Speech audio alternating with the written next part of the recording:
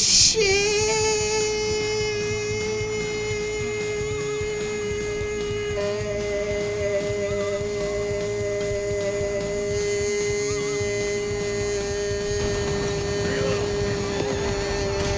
Yeah, it's pretty good. Space Marine 2 has finally come out after a really hyped up waiting period, and now that I've played pretty much all of it, I have some things to say. I think the gameplay speaks for itself, and you don't need my opinion to understand that it's awesome. I haven't felt this cool in a suit of armor blasting alien butt cheeks since Halo 3. The finishers are the Doomslayer's wet dream, and the variety of finishers with every melee weapon is obnoxiously entertaining. The campaign is actually pretty solid, possibly even great, but don't expect to take your time completing this game, because the main campaign is like 15 hours. Maybe a little more, maybe a little less, depending on how much you really want to grind, but it's too short, and I want more.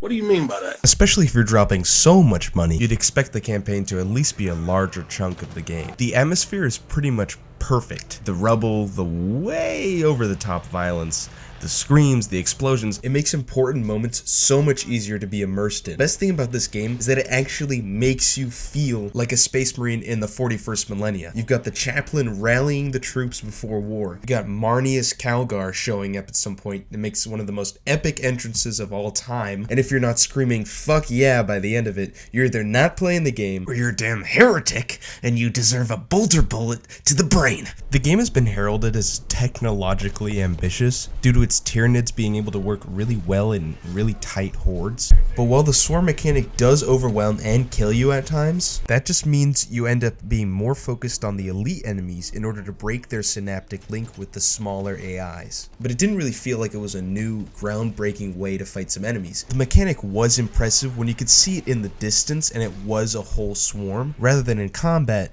when it ended up being just more focused on those elite enemies, which acted more like individuals than a swarm. It's the same thing we saw in 2007 with the Flood. That isn't a criticism at all, it's just an observation. Armor customization is super cool in this game. There's so many choices for things to wear, it makes you feel like if Kanye West had access to a military base armory.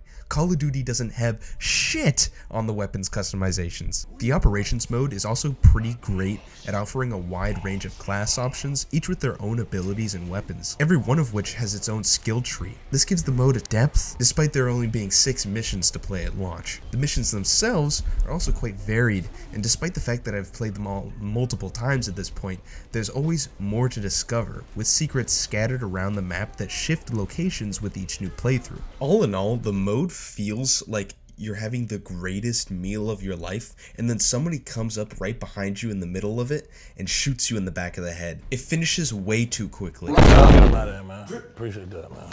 PvP is awesome. The guns feel chunky and satisfying to shoot, and it's the only PvP mode I can remember where melee is actually fun and useful. Plus, the first level is Battle Brother, so you know this mode is Hulk Hogan approved. Blow my brother's legs off! Space Marine 2 delivers on a lot of promises, but falls short of amazing because it doesn't have enough content for it to be something that will last for a long time to come. I really look forward to any DLC that might come out of it in the future, as well as any other content coming to this game right after release. But for now, to finish off this video, here is my tribute to the God Emperor of Mankind.